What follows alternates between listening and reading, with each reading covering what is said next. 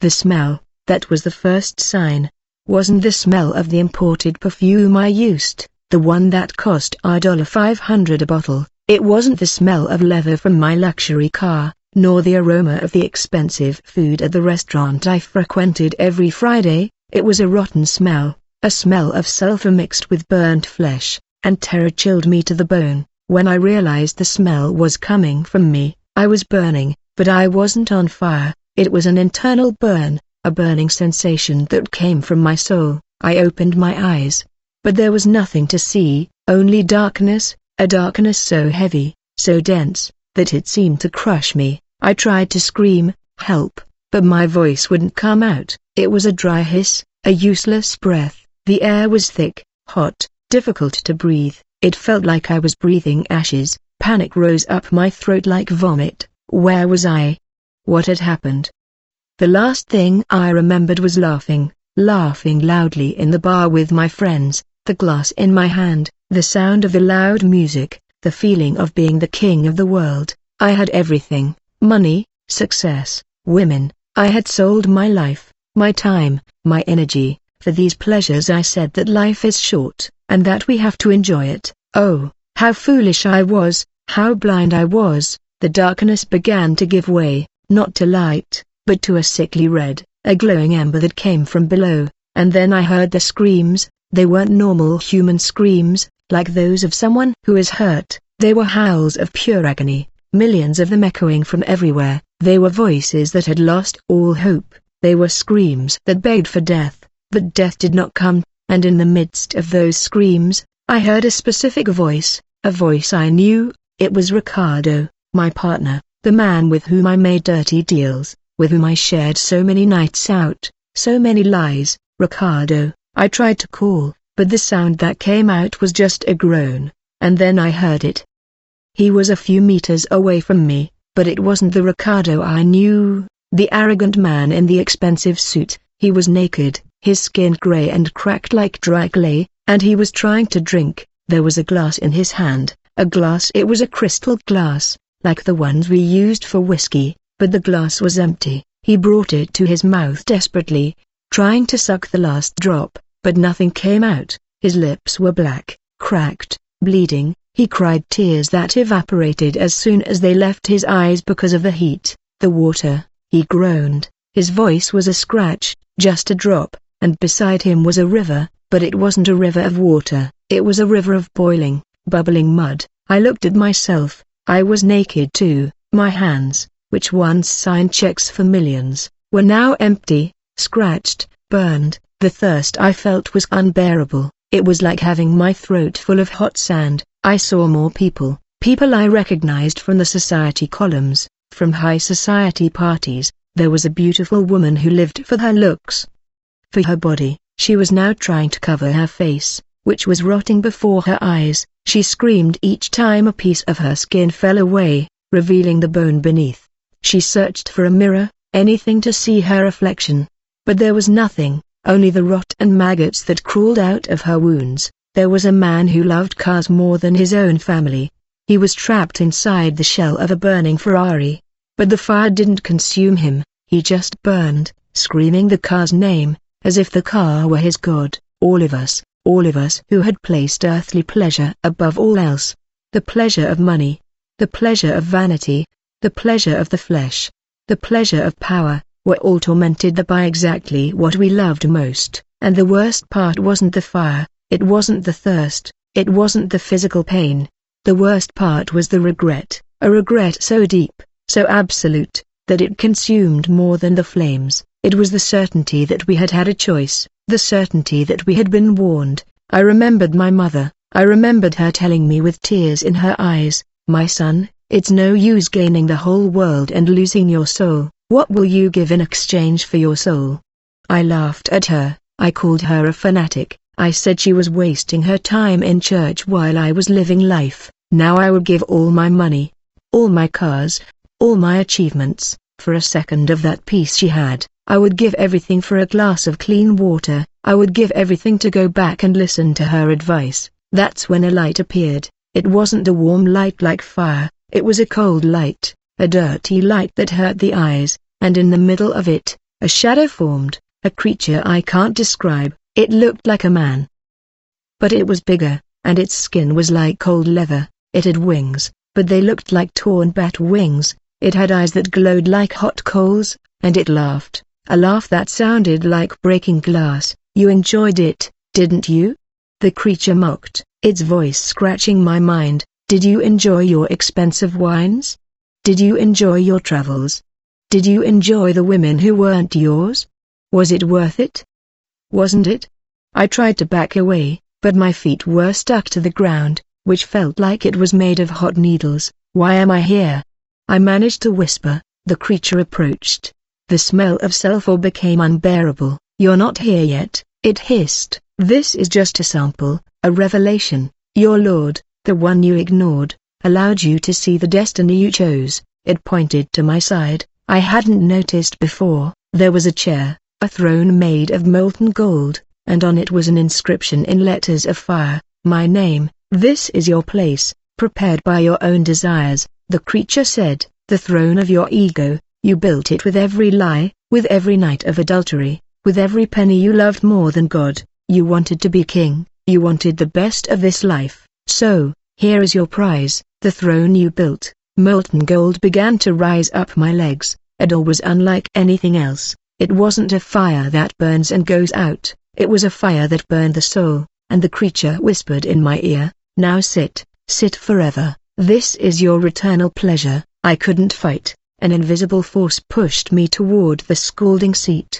I was inches away from being consumed by my own success, by my own greed. I screamed the only name that came to mind, a name I hadn't uttered in years, except in vain. God. My scream echoed in that place of despair. God. But it wasn't a scream of faith, it was a scream of terror. The demonic creature holding me let out a laugh, a dry sound, like bones breaking.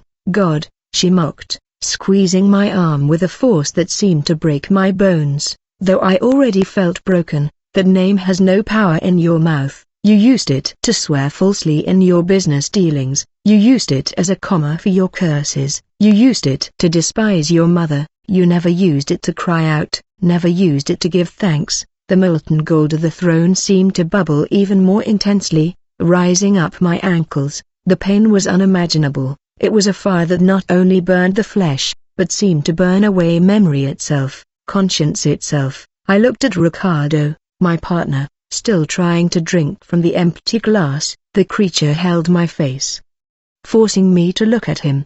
Look, your friend, your partner in crime. He loved imported cars so much, expensive drinks. Now he's thirsty, a thirst that will never be quenched. He's drinking the smoke of his own empty promises. And you, what do you have? Thirsty? At that moment, a memory flooded my mind, so clear it felt like I was there. I was in my living room. The expensive Persian rug covered the floor, the mahogany table gleamed. Ricardo was standing in front of me, laughing with that glass of whiskey in his hand. We had just closed a deal, a dirty deal that bankrupted a small family business. I remember the owner, an older man, pleading in my office, "Sir, please, this is my life's work, it's my children's livelihood." I looked at him coldly. I felt powerful. "Business is business," I said, and called security. Ricardo and I celebrated that night. We toasted to our success. Now in hell, that scene was repeating itself, but the man pleading wasn't there. It was me. I was begging for mercy, and the thirst I felt, oh, the thirst. It wasn't a thirst for whiskey, it was a desperate thirst for water, just a drop, but the river that flowed was boiling mud. "Did you build this?" The creature's voice hissed in my ear. "Every brick in this place was laid by your choice." The demon smiled, his teeth were like rusty iron needles. He told me, "You didn't just love money, did you? You thought you were a conqueror." The scene from hell vanished. For a second, the pain stopped. I was in my penthouse apartment, the city shone below, like a diamond carpet. I was in bed, and it wasn't with my wife, it was with a woman I barely knew. I remember the smell of her perfume, the feel of her skin. My cell phone rang on the bedside table. It was my wife. I saw her name flashing on the screen, Anna. She was at home with our young son who had a fever. I declined the call, sent a lying message. I'm in a meeting, I can't talk, I love you. I didn't even think twice. I felt alive, desired, powerful. I despised my wife's simple faith. The way she went to church, how she prayed for me, I thought that was a weakness. I was strong, I was the master of my destiny. The vision faded. The smell of perfume was replaced by the unbearable smell of sulfur and decay. The woman I saw before, the one who was rotting, crawled towards me. Her eyes were empty holes filled with worms. She held out a large hand. "Did you think I was beautiful?" She groaned, her voice like the wind whistling through a graveyard. "I gave my soul for compliments, and you?" She traded her family, her alliance, for moments that turned into this. She pointed to the worms crawling out of her, and then I felt a horrible itch in my hands. I looked down, I saw fat, white worms that were emerging from under my fingernails, burrowing into my flesh. I screamed and tried to pull them out, but the more I scratched, the more they multiplied, the deeper they went. It was my lust, it was my betrayal, coming to life. I was being consumed by the filth I myself had sown. Enough, the king. The creature laughed again. "Enough, but you never said enough up there. You always wanted more money, more pleasure, more power. Now you will have more torment, more regret." And in the midst of that chaos, of that demonic laughter, I heard another voice. It wasn't the demon, it wasn't a cry of pain, it was a voice that seemed to come from very far away, but that echoed within my chest, a voice full of authority, but also of profound sadness. "I called you, I gave you a faithful wife, I gave you a healthy son, I gave you intelligence, and you used all of that to build this place. You used my gifts to offend me." The creature that tormented me growled like an animal. "He can't save you now, you've already made your choice, you sold your soul. The price is being paid." She pushed me with a final force. Molten gold rose up my waist. I felt my skin melt, my muscles contract. The pain was so intense I couldn't think anymore. I was merging with my own sin, becoming part of my greed. I was becoming my throne. The pain is so real, friends, the agony is so deep. I'm telling you this now, and my whole body trembles remembering what I saw, what I felt. I wouldn't wish it on my worst enemy, and that's why I'm here, opening my heart, because this revelation wasn't just for me, it was for you too. If this story speaks to you, if something in your heart is stirring, if you feel the weight of your own choices, stay with me and subscribe to this channel. This isn't just a video, it's not just a horror story, it's an encounter with God. It's a warning. What I saw next, after the gold began to govern me, changed everything. The gold rose and the creature laughed. I felt my skin melt and fuse with the metal. I was becoming part of my own sin. I closed my eyes, expecting an eternity of pain, but then something happened. A sound that didn't belong there. It wasn't a scream, it wasn't a groan, it was the sound of a tear falling. That sound, a drop in the middle of the fire. In the middle of the screams, in the middle of the demon's laughter, I heard the sound of a tear falling. It was louder than the noise of millions of souls in agony. Molten gold that was already rising up my chest seemed to hesitate. The unbearable pain that made me want to tear out my own soul lessened for a second. The demonic creature holding me, that shadow of old leather with burning eyes, stopped laughing. It looked up, not at me, but at something above me, and it growled, a growl of pure hatred, of fear. I followed its gaze. The darkness above me, that heavy, suffocating darkness, opened, but it wasn't an ordinary light that entered. It was a light that seemed alive, a light that hurt the eyes, not because it was strong, but because it was pure, and in the center of that light was a man. I couldn't see his face properly, the light emanating from him was too intense, but I didn't need to. I knew who he was. I felt my whole body, my burning soul, recognize the Creator. It was Jesus. He wasn't sitting on a golden throne, as the television pastors said. He was standing and he was crying. The tear I heard had come from him. His shoulders trembled like someone carrying an impossible weight. He looked at me, and his gaze wasn't an angry gaze like a judge's. It wasn't a look of contempt, like the one I gave my employees. It was a look of sadness, a sadness so deep, so ancient, that it seemed to contain the pain of the entire world. It was the sadness of a father watching his son destroy himself. The demonic creature screamed, a piercing scream that made the floor of needles tremble. "He is mine!" the creature yelled, pointing at me with a filthy claw. "He served me, he loved what I offered, he loved the money, he loved the flesh, he despised you. Justice is clear, the soul that sins, that one shall die.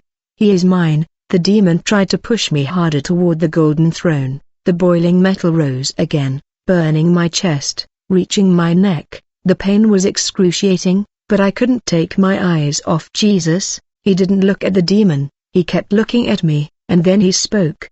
His voice was not thunder, it was calm, but it had so much power that it made every scream in hell stop for an instant. It made the fire stop crackling. "I called him," said Jesus, and his voice was choked with tears. "I called you when your mother prayed for you. I called you when your wife forgave your lies. I called you at the birth of your son. I called you in the morning breeze. I called you in the silence of your conscience, and you never answered." Each word was like a knife in my heart, more painful than worms, hotter than molten gold.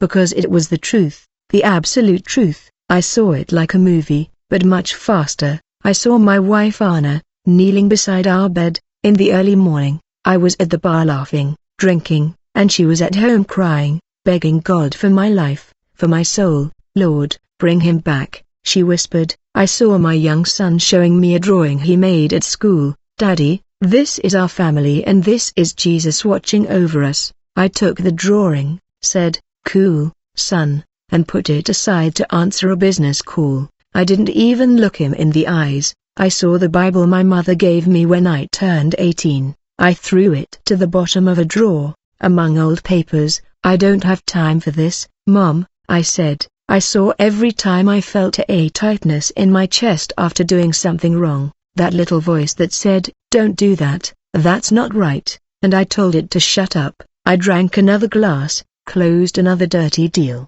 told another lie. It was him all the time. It was Jesus knocking on the door of my heart, and I locked the door. I put furniture in front of it. I pretended there was no one there. "He is mine," the demon screamed again, now with a hint of panic in his voice, seeing that Jesus' attention held me captive. He chose pleasure.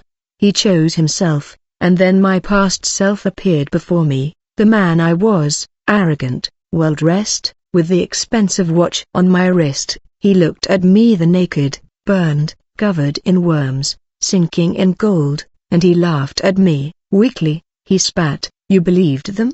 You believed in that nonsense about God?" I lived.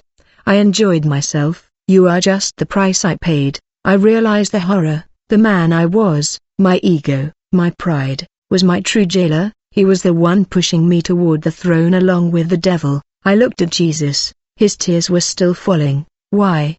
he asked, and that question undid everything inside me. "It wasn't because you sinned, it was because you threw away my love, because you chose this?"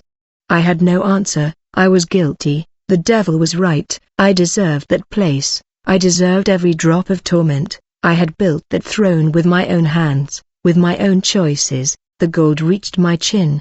The smell of sulfur and my own burning flesh, that was all that existed. The demon laughed, a victorious sound. "Now, King, reign in your eternal pleasure." I closed my eyes. It was the end. I was going to sink. I was going to become the throne. But in the last second, in the midst of that endless agony, a single word came out of my mouth. It wasn't a scream of terror like before. It was a whisper that came from the depths of what remained of my soul, a whisper of total and absolute regret. "Jesus, I didn't ask to be saved. I didn't ask to get out of there." I only said his name, recognizing who he was and who I was. The instant the name left my lips, not with fear, but with shame and sadness, the demonic creature let out a howl that wasn't of victory, it was of pain, of defeat. The molten gold that was about to cover my mouth froze. The gold stopped. It froze in place 1 millimeter from my lips. The unbearable heat that was cooking my face silenced. The movement stopped. I felt the hot, solid metal against my chin, but it no longer burned. The pain was gone, not the pain of hell, not the fire around me, but the pain of my torment, the pain of that throne stopped. The demonic creature that was laughing at my damnation let out a howl that made my blood run cold, a sound that was not of victory, but of pure agony. It released my arm as if I were on fire, not with the fire of hell, but with a different fire, a fire that burned away evil itself. The demon recoiled, its ember eyes now showed no hunger, but abject dread. It hissed, not at me, but at the light. "No, it is mine, the debt is mine." He served me. Jesus, still standing in that pillar of light, looked at the demon. The crying had stopped, the sadness in his eyes was still there, but now it was mingled with an authority that made all of hell tremble. The distant cries of the other souls dwindled to a whisper of fear. "The wages of sin is death," the demon said, his voice trembled with hatred. He pointed a claw at me. "And he sinned willingly, he loved darkness, the law is clear, he belongs to me," and as if his words had power, I saw my sins. They were no longer just memories, they had become chains, thick, black chains, made of a dark substance that looked like filthy eye. They were wrapped around me, one chain for every lie I told my wife, one chain for every dirty deal I closed, one chain for every time I used God's name in vain, one chain for every night of adultery. They weighed me down, they pulled me down, back to the throne that was now cracked. "Look!" the demon cried, "he's covered in his filth, he's mine." I looked to Jesus, waiting for the final judgment, hoping he would agree, because the demon was right. I was guilty, I was filthy, I deserved nothing but that place. Jesus didn't deny it. He didn't say I was innocent. He looked at me amidst my filthy chains and stepped forward. The light surrounding him intensified, and for the first time I saw clearly. I saw his hands, and they were pierced. There were holes in them, scars that shone, not with gold or diamonds, but with a light that seemed like blood and fire at the same time. I saw his feet marked as well. I saw the scar on his forehead, where a crown had pierced him, and I saw the larger mark on his side. He wasn't a king on a distant throne, he was a warrior, and he was wounded. "You speak of the law," Jesus said to the demon, and his voice, though calm, echoed like thunder. "You talk about justice. Let's talk about justice." Jesus raised his scarred hands.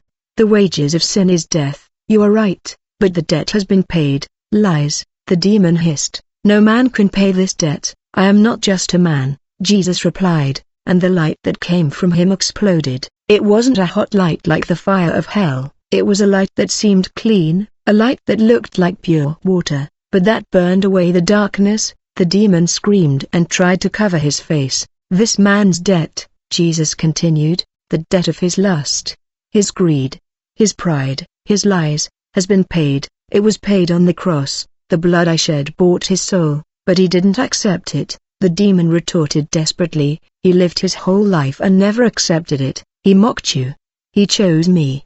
He just called me," he said. 25 hours 24 minutes Jesus, and that simple phrase sealed my fate. He repented, and a word of true repentance, even from the depths of the abyss, is louder to me than 1,000 years of hypocritical praise. Jesus looked at me. "He is mine." The instant he said mine, the chains of dirty oil that bound me began to crack. They didn't melt, they shattered. They exploded into 1,000 pieces, like glass. The golden throne melted beneath me. The throne, which was the symbol of my ego, cracked in two and collapsed, turning into a pile of cold ashes. The worms that crawled out of my skin dried up and turned to dust. The pain stopped completely. I fell to my knees, no longer on the floor of needles, but on a cold, dark floor, like rock. I was exhausted, my body, my soul, everything ached in a different way. Now it was the weariness of a lifetime of struggle against God. The demon let out one last howl, a sound of final defeat, a sound of impotent hatred. The light emanating from Jesus' wounds struck it, and the creature of shadows did not catch fire. It disintegrated, it dissolved into black smoke, screaming, being sucked back into the darkness from whence it came, until nothing remained. Silence fell, a heavy silence, broken only by the distant echo of the other screams, of the torments that continued around me. Ricardo was still there trying to drink, the woman was still there rotting. Hell hadn't ended, but my torment had. I was in hell, but I was free from torture. I was in the dark, but I was in the presence of light. I raised my head. I was filthy, covered in ashes, sweat, and the dust of worms. I smelled of sin and death, and Jesus was there a few meters from me, perfect, clean, the light. He looked at me. The sadness was still there, but now there was something else. There was pity, there was compassion. He didn't give me a sermon. He didn't list my sins. He simply extended his hand to me, his hand, with the whole of the scar. Son, he said, and the word broke me. No one had called me son for years, since my father died. Stand up. I looked at his hand, the pure, holy hand that created the stars, and I looked at my dirty, burned hand that had touched so much filth. I couldn't. How could I touch him? How could I defile the Savior with my rot? I shook my head, crying, I can't. I whispered, I'm too dirty, I'm filthy, I belong here. I cowered on the cold ground, too ashamed to look at him. I cowered on the cold rock floor, hoping he would go away, hoping he would leave me there in my deserved filth. I belong here. I repeated the words tearing at my throat. I closed my eyes, unable to bear his purity. I heard his footsteps. He didn't turn away, he drew near. The ground trembled slightly beneath his holiness, and then I felt his hand, the pierced hand. It didn't grip my wrist tightly, it gently touched the top of my head, in the middle of my gray-stained hair. I cowered like a frightened animal. No, Lord, I'm filthy, I'll soil you. And Jesus spoke, his voice soft but firm, cutting through my self-loathing. I didn't come to seek the clean, he said. I did not die for the righteous. I came to seek the lost. I came to cleanse the unclean. That is what my blood is for. And the moment he said blood, his touch changed. The dirt did not stain it. It was his light that invaded me. I felt a warmth, not the sickly heat of hell, but a clean warmth, like pure water running over me, inside me. Where his hand touched, the rot receded. I opened my eyes. I looked at my own hands. The ashes, the dried worms, the burnt skin, were disappearing. They were not falling to the ground. They were simply ceasing to exist, being consumed by that light. The new skin beneath it wasn't the arrogant skin I had. It was simple, clean skin. The smell of sulfur and rotten flesh that came from me was replaced by a smell I didn't recognize, a smell of fresh bread, a smell of rain on dry earth, a smell of life. I began to cry, but they weren't the dry, hot tears of pain and terror I had cried before. They were wet tears, real tears, and they washed my face. I cried like a child. I cried for my mother. I cried for Anna, my wife. I cried for every lie, every betrayal. But now the pain wasn't that of torment, it was the pain of regret. The pain of finally understanding how much I had hurt the one who loved me. I looked at Ricardo. My partner was still there a few meters away, trapped in his eternal torment, still trying to drink from the empty cup. He looked at me and at Jesus. His eyes no longer held consciousness. They were just holes of envy and hatred. He growled, as the devil had done, and tried to crawl towards me, but an invisible barrier prevented him. The cries around seemed to grow louder, filled with desperate rage. They were seeing mercy, but they were so consumed by their own sin that they couldn't ask for it. They could only hate it. I looked at Jesus, my face bathed in tears. Why? Why them? I couldn't finish. Why don't they want it? Jesus answered, his voice full of sorrow. I am here, my hand is outstretched to all. But they loved their throne more, their empty cup, their rotten vanity more than me. Repentance is a choice, son, and they do not repent of sin, they repent of having been caught. The weight of it hit me. The choice was always the choice. I looked at my arrogant self, the image that had gone from me. It was on the ground now, dissolving like the devil, screaming silently as the light consumed it. My pride was being destroyed, but I repented. At the last second, I said, shame burning me, this is not fair. Jesus looked at me and for the first time I saw a glimpse of a smile in his sad eyes.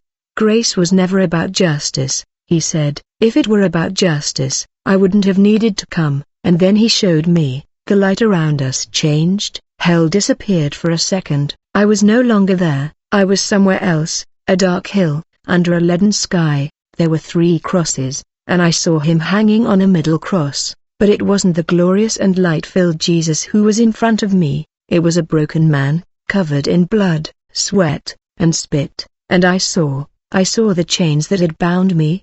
They were on him. I saw the worms that came out of my skin. They were on him. I saw the molten gold from my throne of greed being poured over his head. I saw the lust, the lies, the pride, all the filth of my soul and the soul of the whole world being nailed to him. He was choking under the weight of my filth, and I heard him cry out, "Father, forgive them, for they know not what they do." And I heard him cry out again, "It is finished." The vision faded. I was back in hell, back on the cold rock floor, but I understood. That touch that cleansed me wasn't free. It cost him everything. "Stand up," he said again, his hand still outstretched. This time I grasped it. My hand, now clean but trembling, touched his, and the power that flowed wasn't electric, wasn't violent. It was a power of peace, a power that gave me strength in my legs. He pulled me up and I stood. I was naked, but I felt no shame. I was in hell, but I felt no fear. I stood before the Creator of the universe, and the only thing I felt was gratitude and a love so overwhelming it hurt. Where are we going?" I asked. "I came to get you," he said. "It's time to go home." He didn't teleport me. He turned and started walking, and I followed him. The light emanating from him was like a shield. The fire of hell receded as he passed. The demons that I saw them crawling in the shadows, fleeing his presence, screeching. We passed Ricardo. I looked at him one last time. "Ricardo," I whispered. Jesus paused for a moment, looked at him, and said, "I called him until his last breath. There was nothing more to be done. His torment was his choice." We continued walking. The dark ground seemed to open before us, revealing a path.